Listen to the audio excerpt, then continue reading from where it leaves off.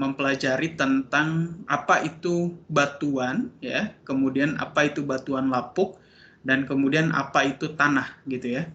Ternyata 3 material tersebut, gitu ya, itu yang akan kita hadapi dalam engineering work kita nanti ke depannya, kayak gitu. Dan kita sudah lihat juga ternyata batuan yang sifatnya padat, solid, itu ternyata bisa menjadi sesuatu yang lepas-lepas, ya. Jadi dari satu material yang keras, dia bisa menjadi material yang lunak, gitu ya. Seperti itu, melalui proses weathering atau pelapukan. Jadi dia bisa reaksi kimia melalui sebuah pelarutan dari air dengan soluble mineral seperti kalsit di gamping, itu dia akan menghasilkan pori-pori, ya, cavity dalam skala yang lebih besar, ya, dan tentu berbahaya. Atau dia bisa mengalami namanya disintegrasi, ya. Disintegrasi itu butiran-butirannya itu susunannya berubah, ya. Jadi butiran yang tadinya dia satu butir, gitu ya, kemudian dia pecah, ya, namanya terdisintegrasi. Kemudian dia bisa terdekomposisi. Jadi satu grain mineral, gitu ya, itu dia bisa berubah. Gimana? Ada yang bersuara ini? Ada pertanyaan dulu, silakan.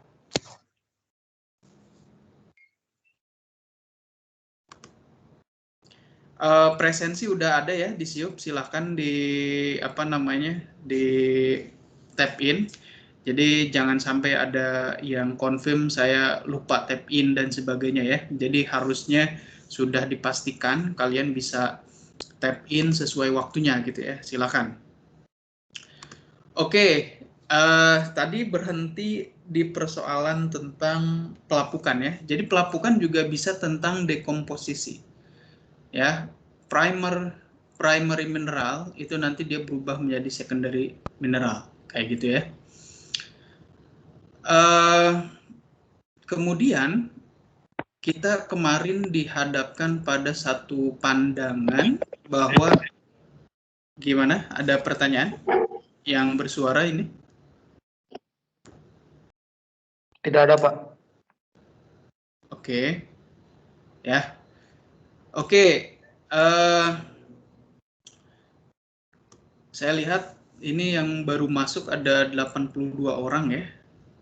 Biasanya berapa sih? 115-an ya. Jadi 30 orang belum masuk nih kayaknya. Ketua kelas sudah hadir? Sudah, Pak. Oke, ya.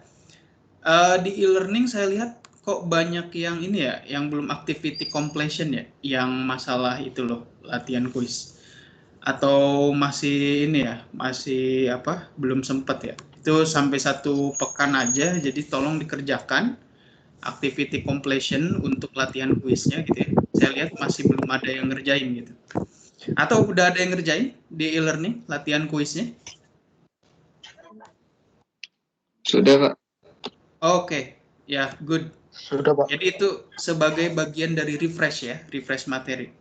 Jadi proses pembelajaran itu tidak, gimana, ada pertanyaan? Ada yang bersuara ini?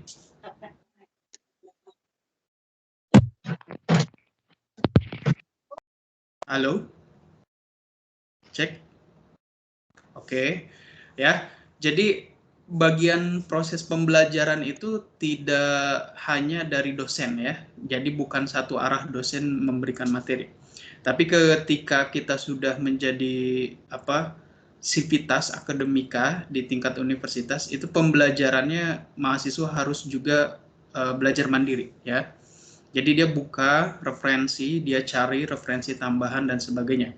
Ya, saya sudah memberikan referensi-referensi di learning itu dibaca semua. Ya, bahasa Inggris itu sebenarnya kalian itu lebih gampang ya.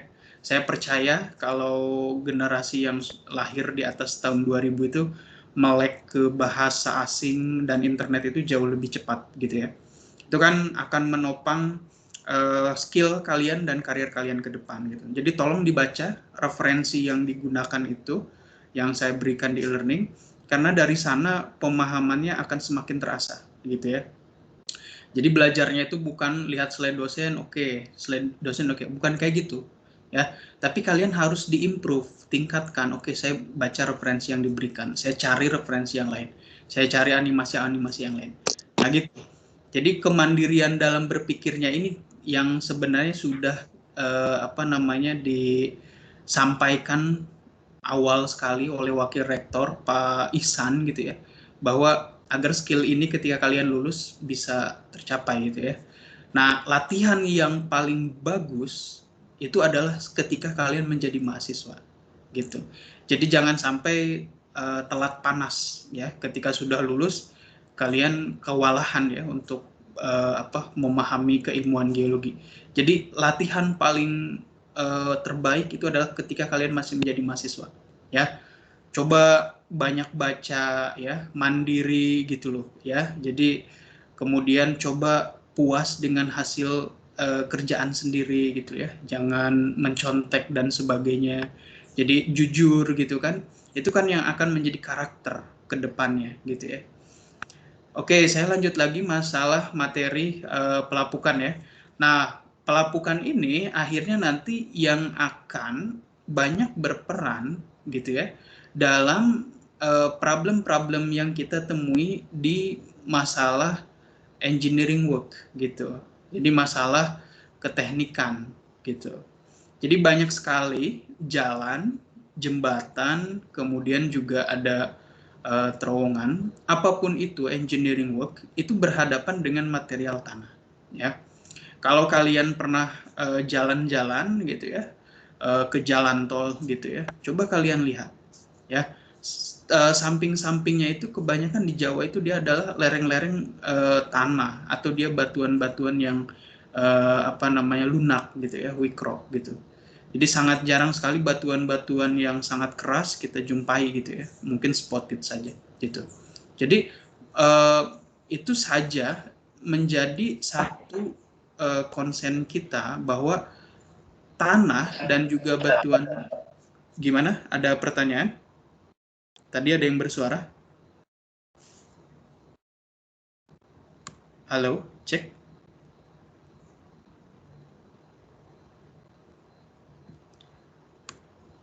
Saya lanjut dulu.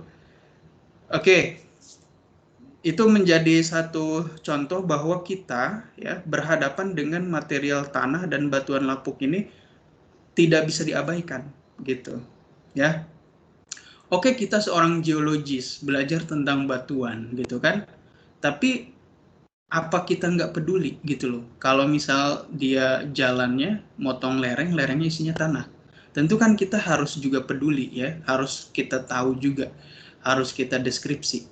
Nah, kemarin tanah itu adalah produk dari final weathering batuan gitu ya. Kita mengenal kemarin lapuknya segar ya, kemudian lapuknya dia ringan, kemudian ada lapuknya dia menengah, sampai nanti ke residual ya, tingkat akhir yang dari segi color, dari segi struktur batunya gitu ya, teksturnya itu sangat berbeda dengan fresh rocknya gitu.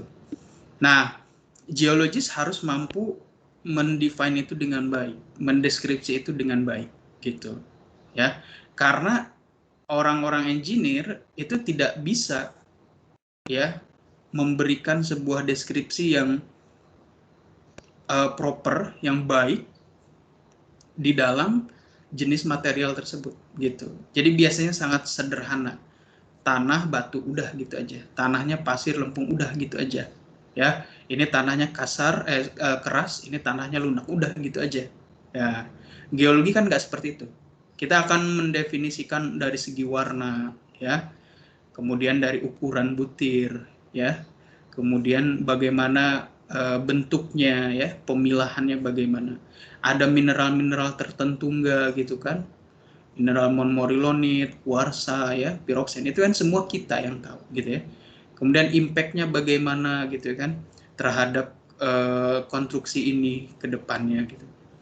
Nah, itu yang sering di-quotes oleh para engineering geologist, bahwa database geologi gitu ya, itu adalah satu langkah paling penting yang mana kalau itu gagal didefinisikan kondisi geologinya, konstruksi itu tinggal menunggu waktu untuk mengalami permasalahan, ya, gitu.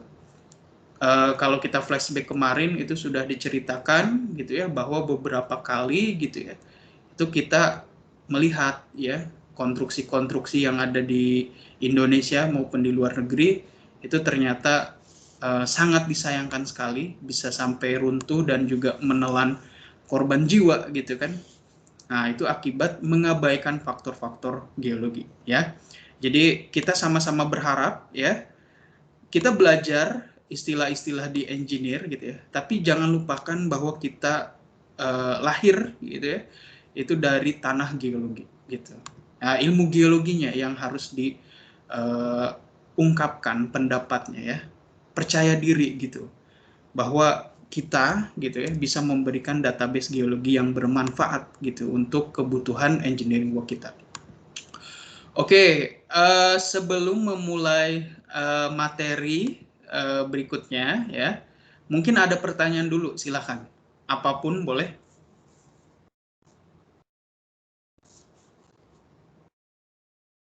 Silakan kalau ada pertanyaan.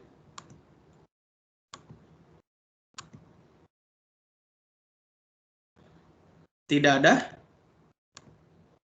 Oke, kalau tidak ada saya lanjut dulu. Silakan nanti kalau ada pertanyaan langsung saja gitu ya. Saya akan share screen ya, melanjutkan materi yang kemarin. Oke, aspek keteknikan batuan lapuk dan tanah ya. Screen-nya sudah terlihat di mahasiswa? Sudah, Pak. Oke, sudah ya. Good. Ya, jadi ini e-learning ini kalian harus manfaatkan dengan baik ya. Dan ditambah nanti materi kalian nyari sendiri. Ya, saya kan ngupload slide referensi ya. Kemudian ada latihan, ada animasi gitu kan. Nanti ada kursus online segala macem gitu kan. Ya, tugas dan sebagainya. Ini tugas baru 28 orang. Deadline-nya hari ini ya. Gitu, kemudian rockmass dan sebagainya gitu ya, latihan kuis gitu. Oke, jadi tolong dimaksimalkan ya sebaik mungkin dan tidak terbatas hanya dari yang saya berikan gitu ya. Kalian bisa eksplor lebih jauh lagi gitu ya.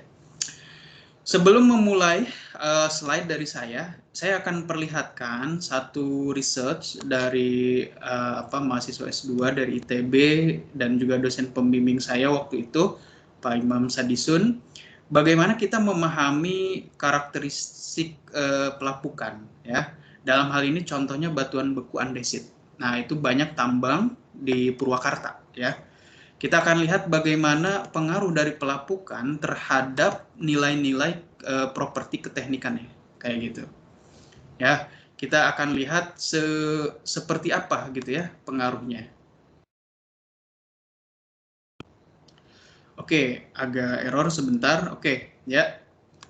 Jadi di sini ya, coba kita lihat satu pengamatan gitu.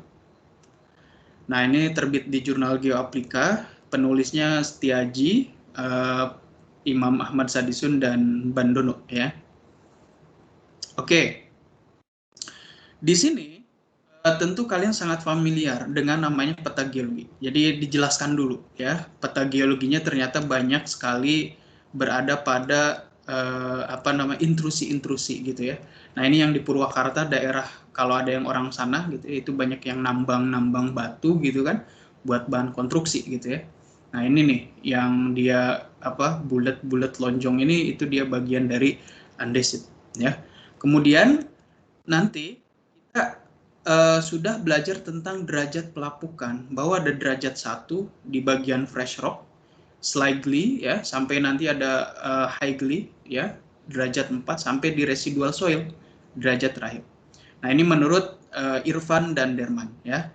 Jadi kemarin kalau ada little gitu ya, itu berbeda-beda gitu ya. Derajatnya ada yang pakai 2A, 2B kayak gitu kan dan sebagainya. Nah, ini penciri utamanya ya. Jadi berkaitan dengan kemas ya, hubungan antar butirnya itu kan dia telah rusak kalau untuk residual soil gitu. Ya. Kemudian kalau misal lapuk sempurna gitu ya, sudah terdekomposisi gitu kan. Nah, tetapi struktur dari soil mesh-nya itu masih terlihat ya. Mungkin dia ada layer-layer gitu kan, atau ada sesuatu yang khas gitu ya dari strukturnya, itu masih terlihat seperti fresh rock. Nah, kemudian kalau misalnya lapuk kuat ya, highly weathered ya, itu adalah lebih dari 35% ya. Jadi sekali lagi ini tergantung siapa yang membuatnya ya. Mungkin ada yang bilang dia 50% material sudah lapuk gitu ya. Nah, sudah terdisintegrasi. Ada yang bilang 35%. Nah, batuan segarnya masih bisa kita jumpai. Nah, kemudian lapuk sedang gitu ya. Kemudian ada lapuk ringan ya. Dia hanya sedikit saja gitu ya, perubahan warna gitu. Dan itu hanya pada bagian-bagian dari permukaan diskontinuitas. Nah, fresh rock itu masih material utuh. Jadi dia belum ada tanda-tanda mengalami pelapukan gitu ya. Warnanya pun sebenarnya masih sama betul ya. Fresh rock. Nah, kemudian ini skema metodologinya gitu ya. Intinya Setiaji ini dia ada data-data bor gitu ya, sumur uji dalam hal ini. Kemudian pengujian in situ menggunakan Schmidhammer. Schmidhammer udah kita singgung di pertemuan keempat ya. Schmidhammer itu melalui sebuah palu gitu ya. Kemudian kita tekan, di sana akan ada record Schmidhammer number gitu ya. Nah, kemudian nanti di deskripsi profil pelapukannya seperti tadi gitu ya, akan menghasilkan karakteristik yang berbeda gitu ya. Ini penampang sumur uji. Sumur uji itu maksudnya kita bikin kayak sumur gitu ya. Nah, tapi sumurnya bukan buat nimba air, tapi buat lihat nih tanahnya itu seperti apa sih gitu ya, gambarannya kayak gitu. Nah, ini di deskripsi seperti itu ya. Kemudian juga bisa kita tentukan completely weathered ya, residual soil gitu ya. Kemudian juga highly dan sebagainya ya. Deskripsinya tentu bagi seorang geologis sangat penting sekali, detail description, standar sebenarnya, warna ya, kemudian grain size ya. Kemudian bentuk butir gitu kan, kira-kira karakteristiknya basah, kering, kompak dan sebagainya. Nah, itu kan standar deskripsi bagi seorang geologis gitu kan. Nah, kemudian ini ya termasuk ketebalan. Kalau kalian pernah deskripsi di dalam sedimen ya, pasti itu melakukan PPS ada ketebalan, kurang lebih juga sama. Ini kita define ketebalannya. Dan kemudian hasil analisis pengukurannya ya. Jadi pengukurannya itu dari derajat 1 sampai berapa, nilai Schmidhammer-nya berapa gitu ya. Jadi kalau kita lihat sekilas saja gitu ya, itu nampak dia ada tren menurun. Tidak sepenuhnya konsisten menurun, tapi sepertinya kita lihat derajat 1 sampai ke sana ada pola untuk menurun ya. Tentu di sana ada error human gitu kan, error alat dan sebagainya yang menyebabkan fresh rock kok tiba-tiba nilainya kecil sekali. Itu kan sangat sebenarnya bisa dimaklumi lah gitu ya. Oke, kemudian kita akan lihat gitu kan, kira-kira Schmidhammer number, artinya kan semakin besar nomornya, dia makin keras batunya kan. Nah, derajat pelapukannya semakin meningkat gitu ya, ternyata nilai Schmidhammer-nya menurun gitu kan. Gitu. Nah, kemudian di sini gitu ya, sudah dapatkan ya derajat pelapukan gitu 1, 2, 3, 4 ya, dia cenderung menurun gitu. Jadi pengaruh dari pelapukan itu akan menyebabkan material tersebut menjadi lemah, tidak lagi keras ya. Schmidhammer kan asosiasinya dengan kekerasan kemarin, point load dengan kekuatan kan. Nah, dari point load ini ternyata kekuatannya berkurang gitu loh. Jadi pengaruh dari derajat pelapukan karena dia mendisintegrasi ya, artinya makin melemahkan ikatan antar butir gitu. Dia otomatis akan menyebabkan strength-nya berkurang kayak gitu. Nah, kemudian ini model klasifikasi derajat pelapukan andesit yang dibuat oleh Setiaji dan kawan-kawan, ya, lengkap dengan profilnya. Ada tanaman, residual soil, ya, highly weather, moderate, gitu ya, slightly. Kemudian nanti ada di fresh rocknya di bawah. Ya, ketebalannya juga ada. Ya, ini derajat-derajatnya. Kemudian deskripsi, ya, sesuatu yang sangat wajib sekali bagi seorang geologis. Deskripsi material ini, ya, dia tanah, ya, warnanya apa, butirnya bagaimana, gitu kan, ada khas gak fragmen yang seperti apa, gitu kan. Kemudian kalau misal kita berkaitan dengan lapuk kuat, gitu kan, oke, ini ada deskripsi selengkapnya, gitu ya, selengkap-lengkapnya, gitu. Terisi kalsit, ya, ada spheroidal weathering, ya, seperti kulit bawang, gitu kan, core stone-nya ada, batuan segarnya ada, gitu kan, dijelaskan semua, ya. Ini sesuatu yang harus seorang geologis mampu deskripsi dengan sangat baik, gitu ya. Deskripsikan sebaik-baiknya, manfaatkan panca indera kalian, ya, mata kalian, gitu kan, tangan kalian, gunakan untuk meraba-raba mineralnya, gitu kan, matanya untuk melihat bentuk-bentuk, gitu ya, color-color dari mineralnya, kayak gitu. Nah, kemudian nilai pengukuran Schmidhammer-nya kita lihat semakin dia lapuk, gitu ya, dia semakin berkurang, gitu loh, ya, polanya itu semakin berkurang. Ya, karena tadi terjadi dekomposisi, disintegrasi tadi. Point load-nya juga kurang lebih sama, gitu kan. Dia akan sangat rendah sekali, gitu loh. Di fresh rock kita punya kekuatan dia 2,19, gitu ya. Kemudian di sini kita sampai kurang dari 0,3, sangat kecil sekali. Ya, UCS, ya, compressive strength kalau ditekan. Ya, ini kurang dari 0,7, ya. Kalau dia yang lapuk sempurna tadi. Nah, di fresh rock-nya masih tinggi, 4 megapascal, gitu. Oke, itu berkaitan dengan bagaimana pengaruh pelapukan terhadap parameter-parameter keteknikan dari suatu batuan, ya. Jadi ternyata pelapukan ini bisa melemahkan kekuatan dari batuan, kekerasan dari batuan. Apa yang terjadi? Bayangkan kalau misal di sana kita mendirikan sebuah bangunan dengan harapan umurnya bangunannya, gitu, umur bangunan itu 50 sampai 100 tahun. Proses pelapukan terjadi. Apa yang akan terjadi di sana? Ya, bisa terjadi problem-problem engineering, ya. Dia bisa settlement, ya, menurun, dia bisa longsor, ya, bisa rubuh dan sebagainya, gitu. Ya, jadi ini perlu kita sadari juga, gitu, pengaruh tentang pelapukan.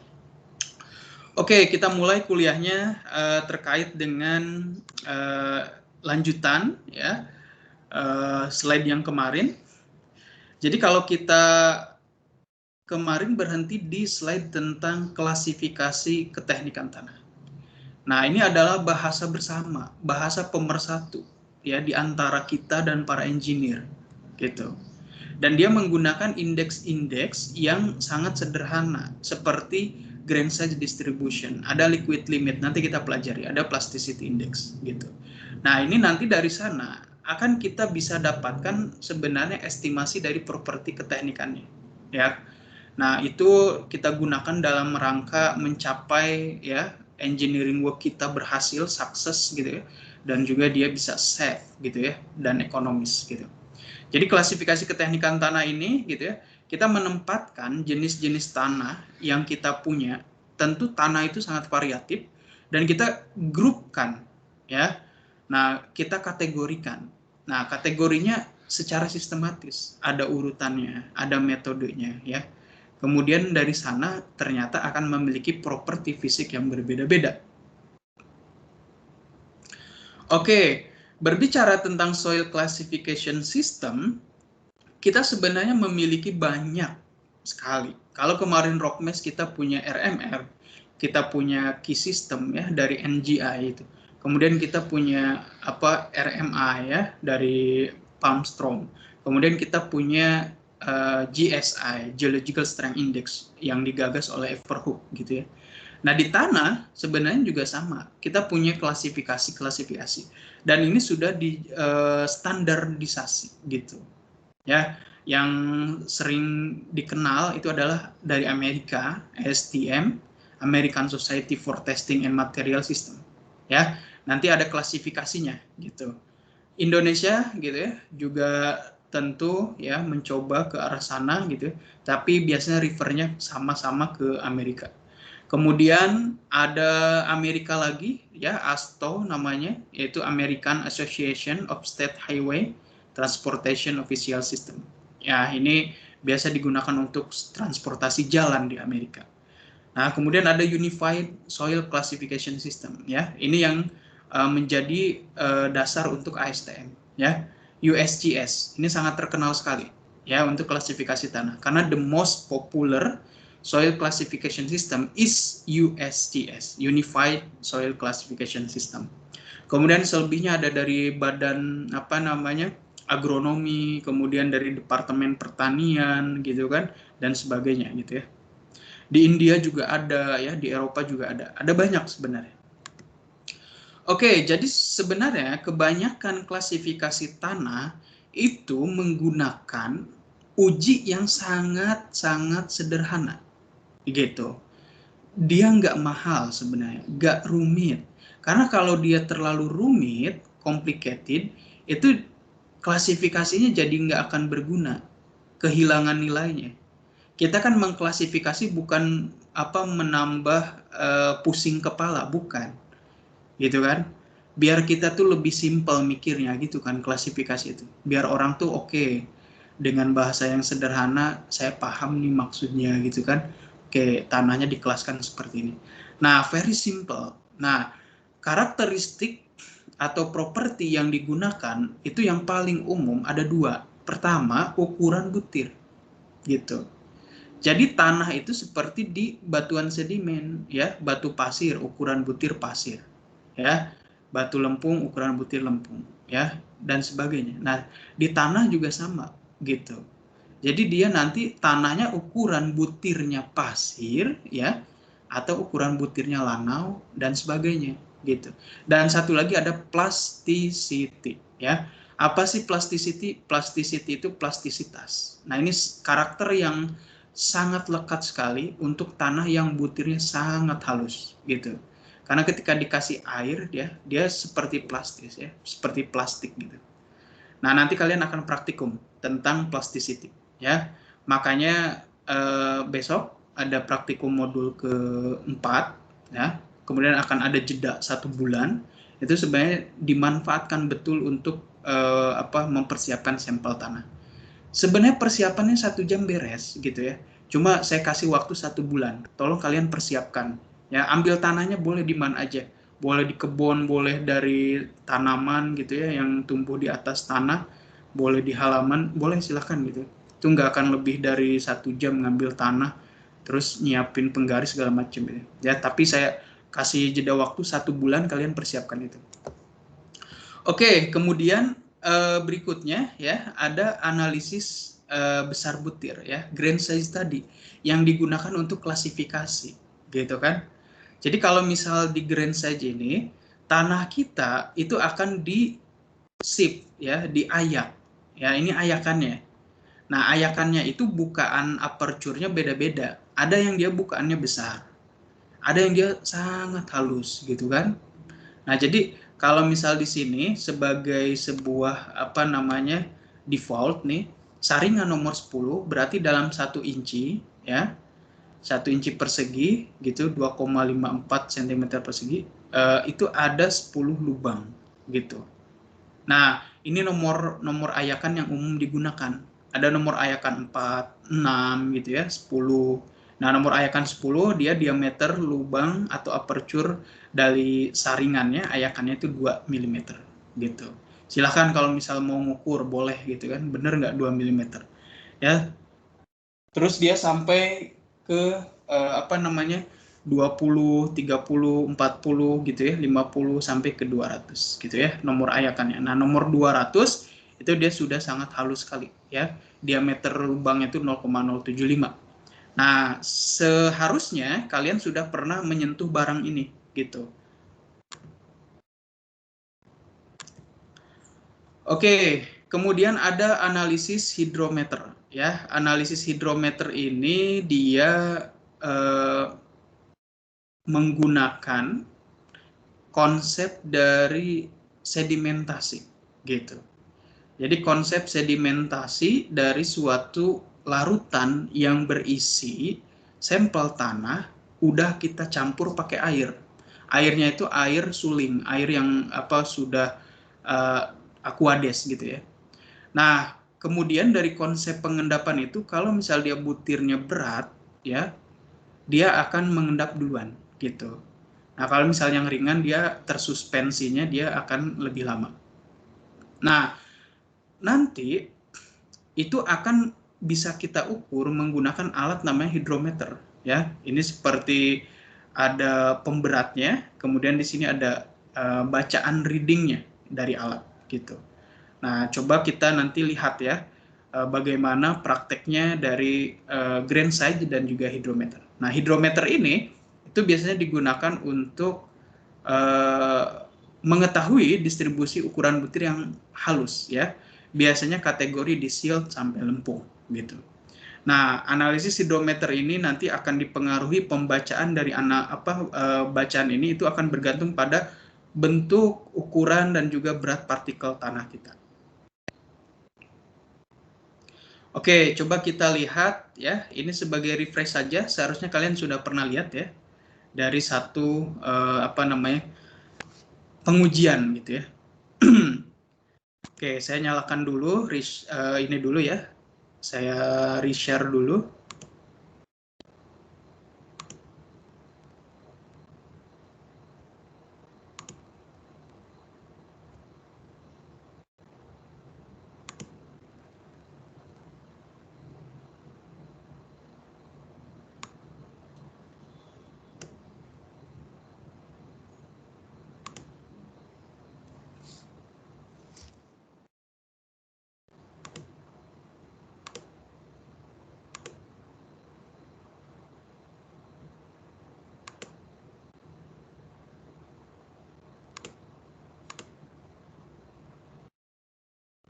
Sudah terlihat kembali?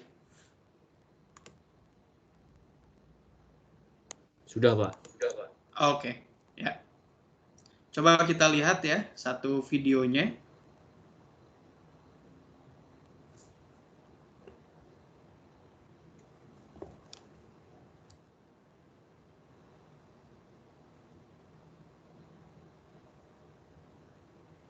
Belum jalan ya videonya ya? Iya, belum, Pak. Oke, ntar ya. Agak lama ya.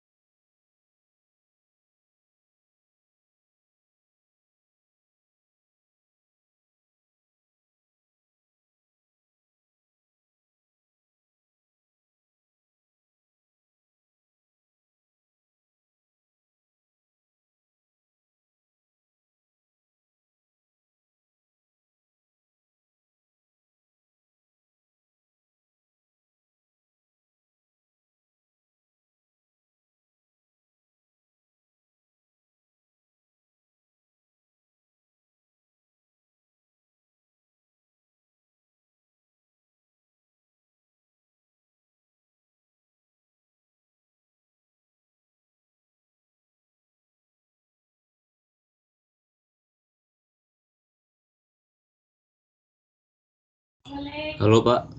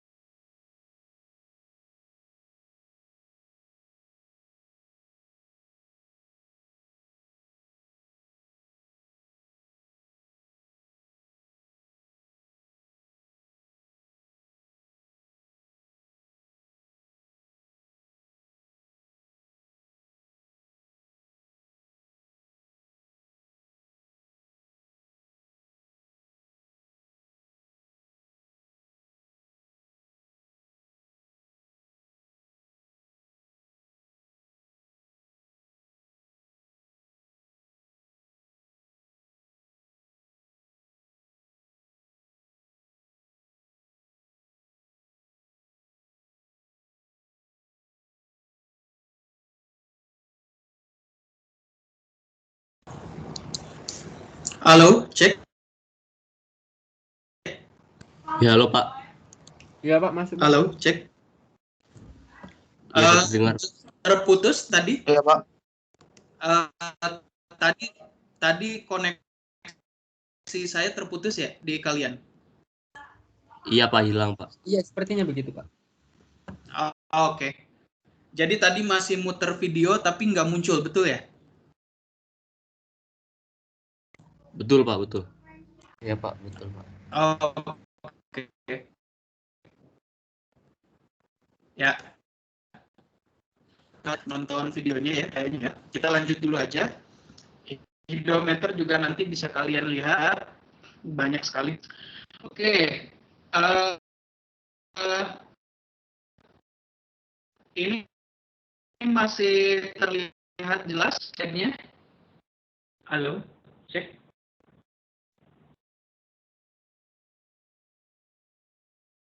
Suara saya cek. Halo. Kabur-kabur Pak. Halo, cek. Gimana?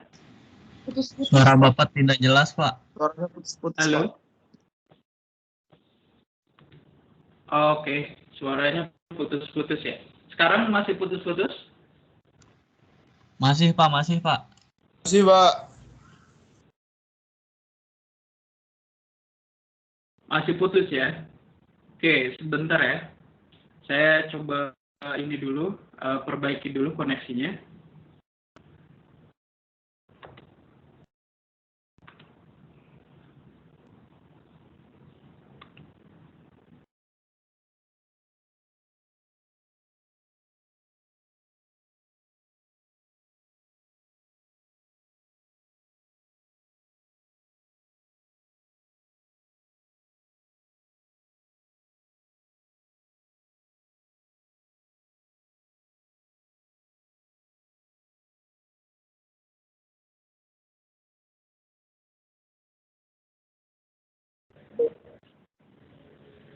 Halo, halo. Cek, suaranya masih putus-putus. Bisa ya Halo, udah. cek. Sudah terdengar. Yang lain gimana? Aman? Aman Pak, jelas. Sudah, Pak. Oke.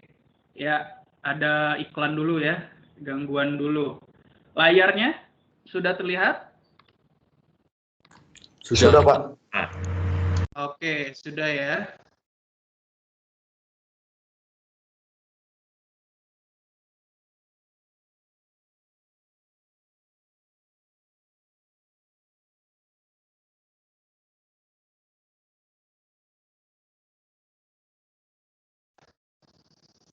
Oke, kita lanjut dulu untuk videonya.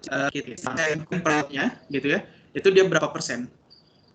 Akan jatuh pada kelas ukuran butir clay, ya gitu kan? Atau silty clay gitu kan? Itu bisa dilihat dari persentase 3 komponen ini, yang ukuran butirnya clay, ukuran butirnya silt, atau ukuran butirnya sand, gitu. Jadi kalau misal sandnya 60% di sini gitu ya. Kemudian kita punya ya clay-nya 10% ya di sini ya. Kemudian nanti kita punya di sana silt-nya 40% ya. 30%. Nanti kita akan dapat ya jatuhnya di sandy loam kayak gitu. Loam itu artinya tanah juga. Ya. Kalau misal kita punya sandnya gitu ya, dia di 20 ya, sandnya ini 20% gitu ya. Kemudian kita punya clay-nya ya 60% gitu ya. Kemudian kita punya silt-nya 20%. Itu akan jatuh di clay kayak gitu. Jadi gampang sekali.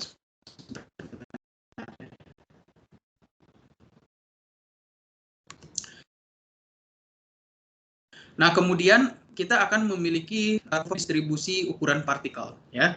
Jadi contoh dari grading curve soil ya, ini kalian belajar di sedimentologi gitu ya. Itu berkaitan dengan bagaimana itu ya, yang tampung ya, itu adalah akumulasi gitu kan.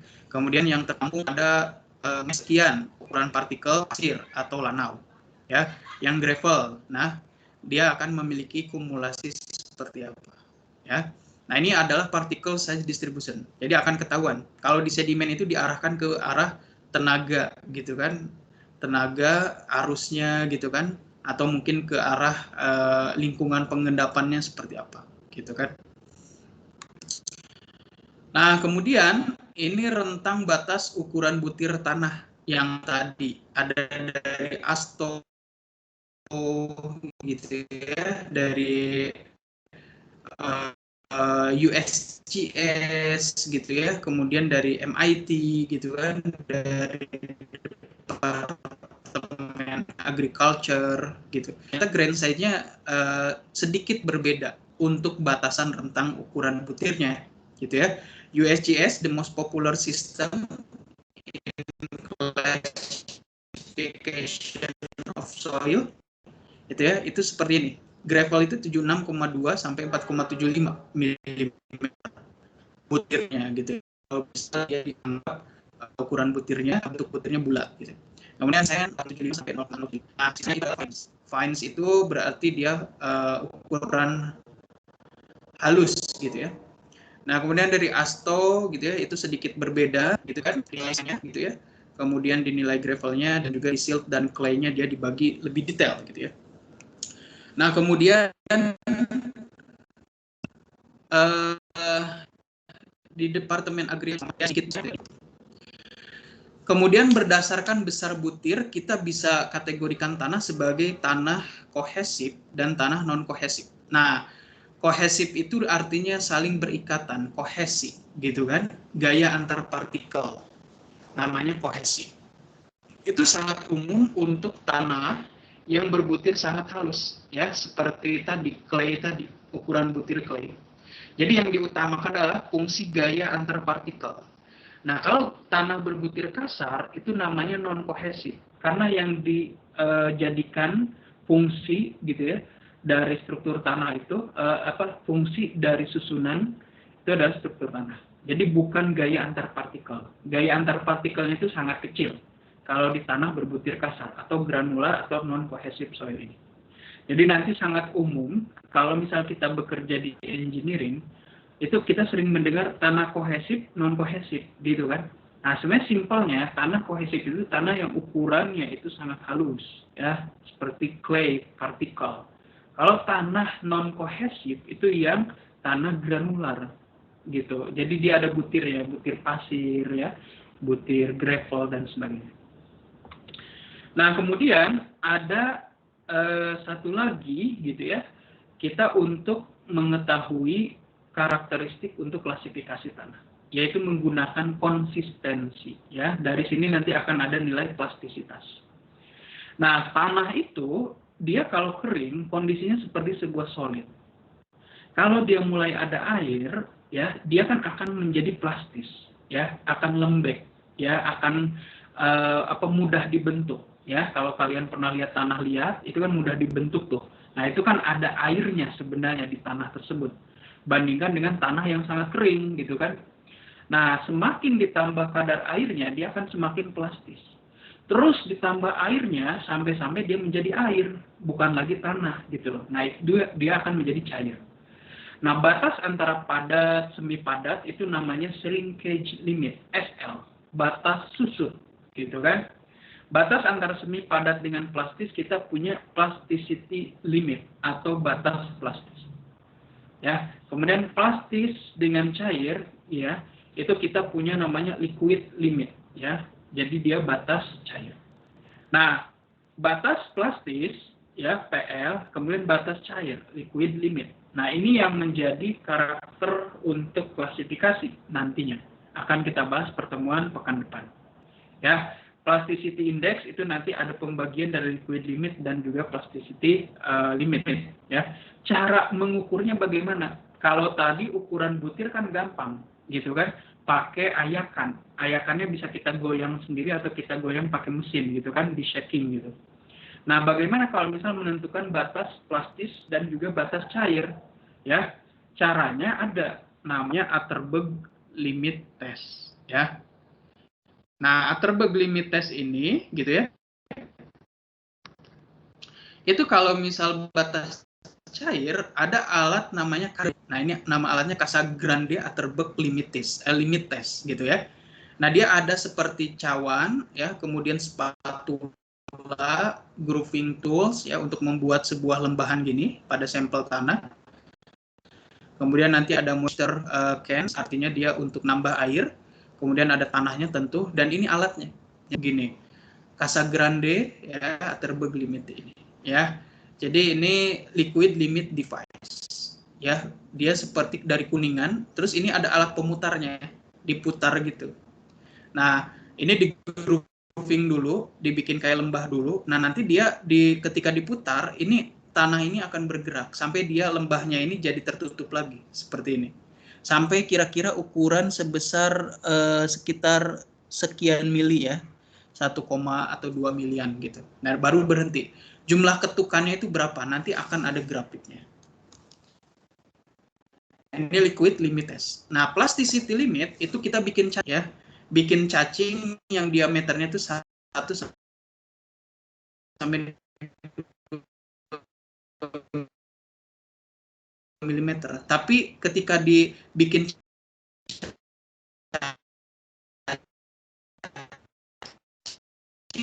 jangan sampai patah gitu. Kalau dia patah tambah ya. Bagaimana bikinnya? Nah, harus berusaha agar bisa sesuai kriteria 1 mili atau 2 mili gitu, dan itu nggak patah gitu. Nah kalau nanti 3 bagian, nah itu diukur ya, berat kering gitu ya, dan juga berat basahnya ya. Alatnya simple, cuma apa namanya spatula gitu ya untuk ngebentuk gitu ya, tangan kita, terus sama satu lagi plat kaca. Jadi nanti kalian akan praktikum di rumah, makanya ngambil sampel tanah itu seperti ini, nanti praktikumnya bikin cacing nih, bikin cacing tanah gitu kan, seperti itu. Nah ini untuk plasticity limit. Oke, nanti videonya kalian bisa ekspor sendiri di YouTube ya, tentang liquid limit, grain size, hydrometer, plastic limit dan sebagainya. Ya ini adalah karakter-karakter yang digunakan gitu ya untuk kita melakukan klasifikasi keteknikan tanah gitu ya. Jadi ada liquid limit, ya, kemudian nanti ada plasticity index, dan ada juga grain size ya. Mungkin yang baru pertama kalian dengar itu ya ini liquid limit, plastic limit. Kalau grain size kan udah sangat familiar sekali. Karena waktunya terbatas, saya akhiri di sini ya. Kalau ada pertanyaan silahkan ke kolom chat atau email saya. Kita berjumpa lagi di hari Senin pekan depan. Jangan lupa ada kuis dan juga ada tugas 2. Selamat pagi menjelang siang. Wassalamualaikum warahmatullahi wabarakatuh. Waalaikumsalam. Terima kasih, Pak. Terima kasih, Terima kasih, Pak. Pak. Terima kasih, Pak.